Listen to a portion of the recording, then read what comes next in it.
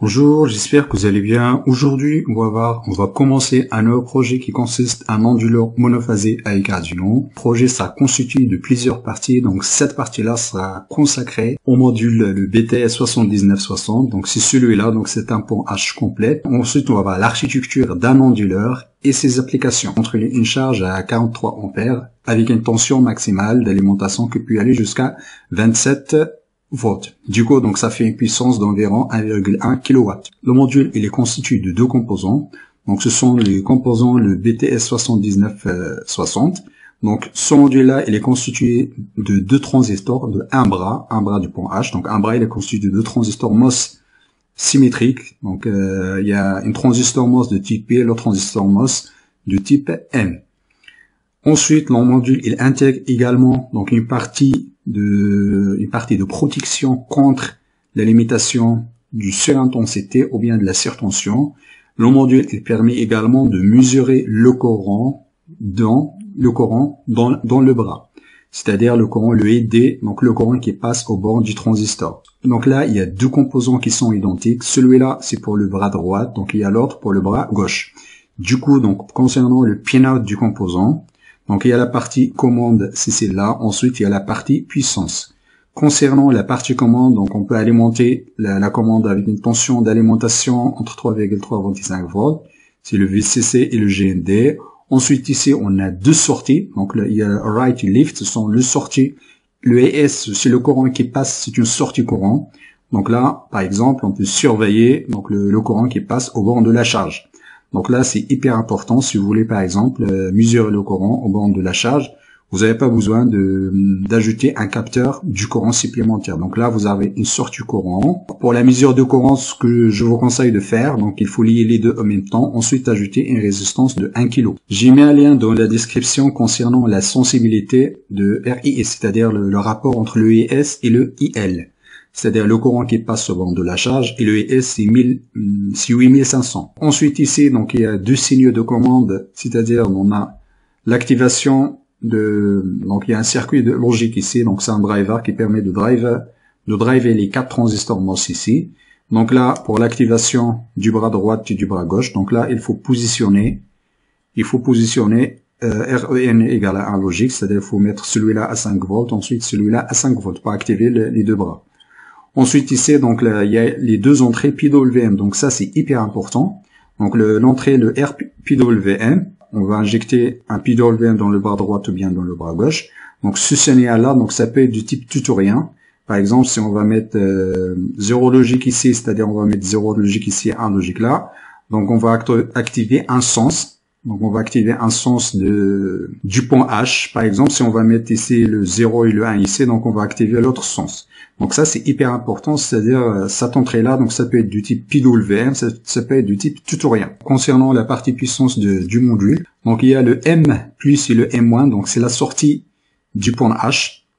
Donc là, donc on voit ici dans la partie puissance. Donc ça, c'est un pont H. Donc ça, c'est le bras droit. Donc il est constitué de deux transistors. Donc celui-là, c'est le bras gauche. Ensuite ici, donc le M+ et le M-. Donc le M+ et le M-, donc c'est la charge. Donc ça, c'est notre sortie. Donc la charge, donc ça peut être, c'est une charge alternative. Ça peut être une charge alternative ou bien ça peut être une charge DC.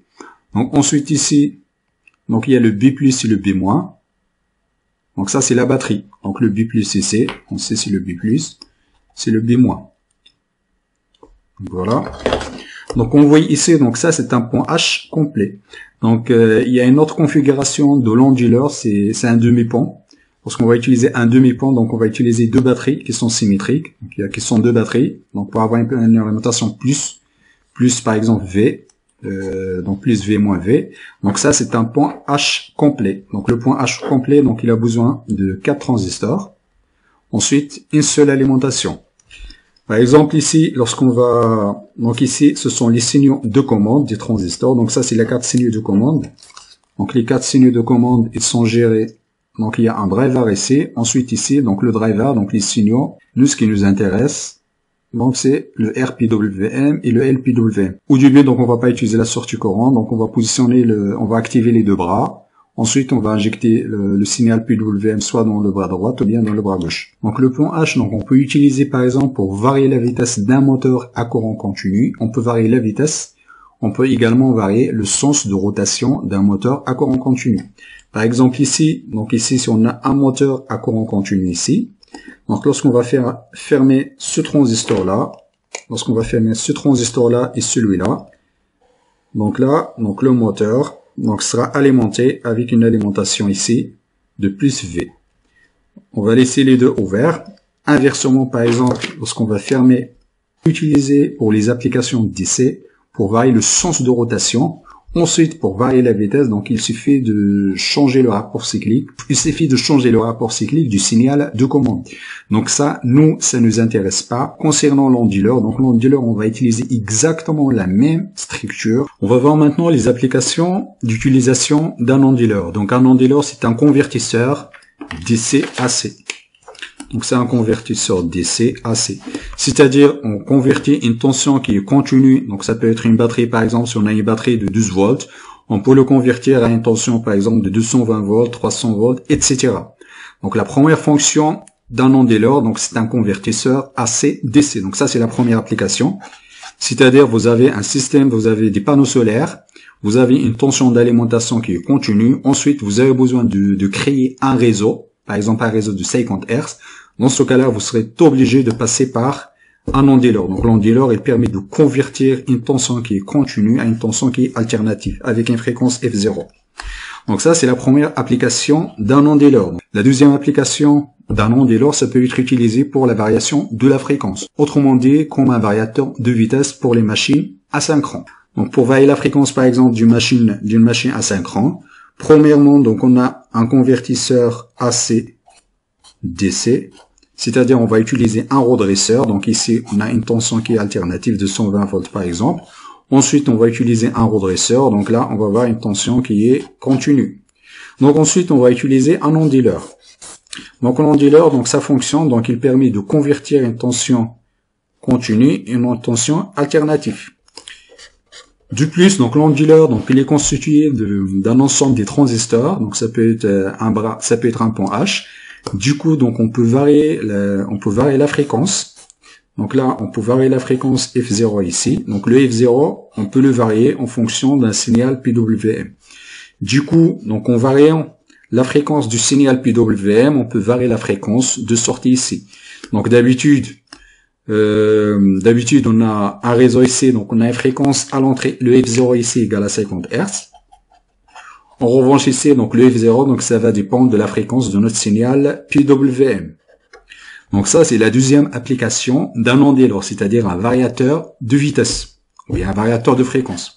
Ensuite, donc la troisième application d'utilisation d'un onduleur, c'est-à-dire on dispose d'un réseau donc là, on a un réseau ici, donc on a un réseau par exemple 220 volts, 60 Hz, et notre machine, on a un réseau par exemple de 220 volts, 50 Hz.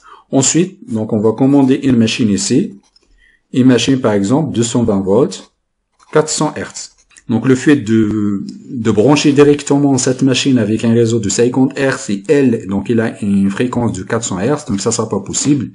Du coup, on va utiliser un redresseur, c'est-à-dire on va faire une conversion AC vers DC, AC-DC, donc un redresseur à base de diode. Ensuite, ici, donc, on va utiliser un onduleur. Ensuite, on va utiliser un onduleur, c'est-à-dire un convertisseur DC-AC.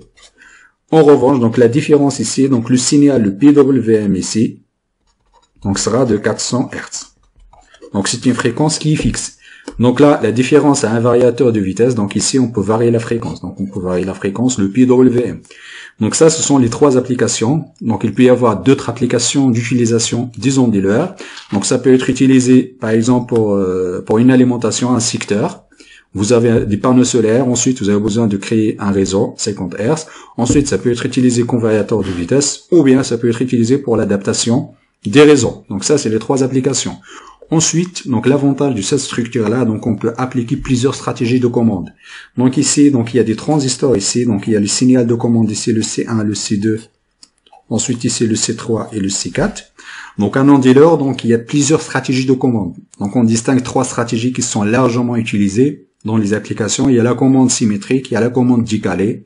Ensuite, il y a la commande emailée. Donc, la première stratégie de commande, c'est la commande symétrique. On va passer maintenant au chronogramme d'un non-dealer monophasé en utilisant un pont H complet. Donc là, premièrement, lorsqu'on va fermer le C1 et le C2, donc ici, lorsqu'on va fermer le C1 et le C2, voilà.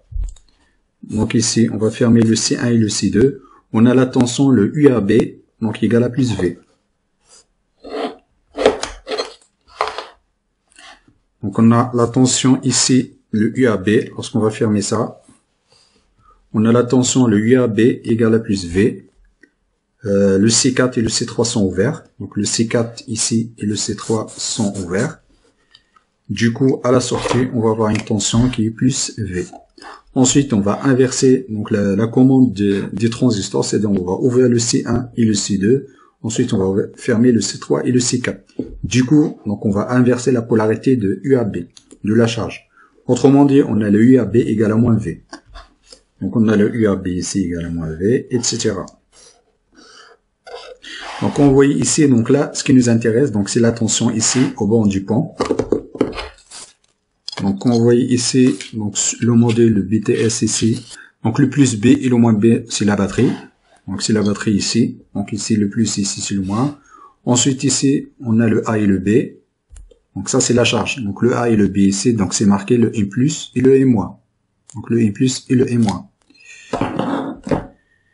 Du coup, donc ça, c'est la première stratégie de commande qui est la commande symétrique. La commande symétrique, donc on a une tension au bord de la charge qui a cette forme-là. Donc c'est une tension qui est une tension alternative qui peut varier entre plus V et moins V. Le plus V et moins V, c'est-à-dire c'est la batterie. Par exemple, si on a une batterie de 12 volts, on doit avoir plus ou moins 12 volts au bord de la charge. Ensuite, si on a 24 volts, etc. Concernant le modèle BTS, donc la tension d'alimentation maximale, donc c'est 27 volts. Autrement dit, on peut utiliser 2 batteries en série de 12 volts, donc ça fait 24 volts. Du coup, à la sortie, on va avoir plus ou moins 24 volts. Vous pouvez poser la question, plus ou moins 24 volts, c'est pas assez suffisant pour avoir un réseau de 220 volts. Du coup, on va avoir la deuxième partie d'un non-dealer. Donc la première partie, donc c'est la partie pont H. Ensuite, il y a la deuxième partie, c'est la partie qui permet d'amplifier la tension alternative. Donc, pour amplifier la tension alternative, donc il suffit d'utiliser un transformateur. Donc ça c'est hyper simple. Donc ici on a notre modèle le BTS. Donc ici on a la sortie. Donc la sortie le M+, ensuite le M-. Par exemple, si on alimente notre module avec une batterie par exemple 12 volts. 12 volts ici. Voilà. Ensuite ici on a notre pont H. Donc à la sortie, on va avoir une tension qui varie plus ou moins 12 volts. Ensuite, il suffit d'utiliser un transformateur. Voilà. Donc le transformateur, ici, si par exemple si on a besoin d'une tension de 230 volts, il suffit de choisir un rapport de transformation, le N égale 230, divisé par 12, à peu près égal. Comme vous voyez ici, donc là, on a passé à une tension alternative, donc là, qui varie en utilisant la commande symétrique. Donc la commande symétrique, c'est la commande la plus simple. C'est-à-dire, on va avoir une transition qui est plus. Ensuite, on a une transition qui est moins. Ensuite, ici, on va avoir une tension de 230. La fréquence de notre réseau, ça va dépendre de la fréquence de la commande. Pour la commande des transistors, ici, le C1, C2, C3 et C4. Donc, on va juste utiliser le RPMW et le LPMW. Donc, il suffit d'utiliser un signal carré ici et l'inverse du signal carré ici. Ensuite, donc, la fréquence de notre signal carré, soit la fréquence de notre réseau.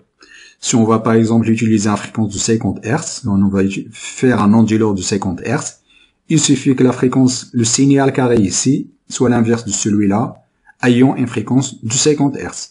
Si on peut varier la fréquence, par exemple, si on met 100 Hz, du coup, on va avoir un réseau de 100 Hz, etc. Donc on verra ça dans la prochaine vidéo. Donc ça c'est la stratégie de la commande symétrique, c'est-à-dire on va alterner entre la fermeture C1, C2, ensuite C3, C4. Du coup, donc on va avoir une alternance, donc ça va nous permettre de créer un signal qui est alternatif avec une tension qui est très faible. Ensuite, on va utiliser un transformateur. Donc le transformateur, ça permet d'augmenter, d'amplifier la tension à une tension désirée. Concernant la puissance, concernant la limitation, la puissance du module, donc la puissance du module, sera limitée par le courant supporté par les transistors. Autrement dit, ici, donc aussi les interrupteurs, ce sont des transistors MOS. Donc il y a un courant I ici qui passe. Donc le ici, lorsqu'on va fermer les deux, donc ça va passer ici. Du coup, ce transistor-là, donc la limitation, c'est 43 ampères. Ensuite, la tension, c'est 27 volts. Concernant la fréquence, donc le module peut y aller jusqu'à 27 kHz. Donc ça, c'est hyper important. Du coup, la puissance du modèle, donc c'est environ 43 fois 27, donc ça fait environ 1,1 kW. Dans cet exemple-là, donc on va utiliser un transformateur pour amplifier la tension, mais il y a une autre solution, c'est-à-dire ici, au lieu d'utiliser une tension d'alimentation, par exemple ici, de 12 volts, c'est par exemple si on utilise 220 volts, donc là, à la sortie, on va avoir une tension qui varie entre plus ou moins 220 volts.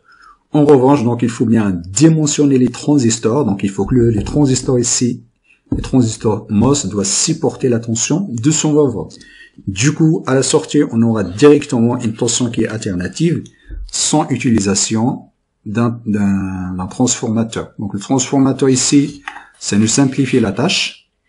Donc ça nous simplifie la tâche. Donc là, ça, parce que ce petit module, donc la tension max c'est 27 volts. On verra dans la prochaine vidéo, on va faire un essai, on va injecter ici une tension de 12 volts. Ensuite, on va utiliser un transformateur. Je récupère ce transformateur-là dans une alimentation. Ce transformateur-là permet de passer 220 volts à une tension qui est faible, pour ensuite avoir une alimentation de 12 volts constante. Donc là, on va faire l'inverse.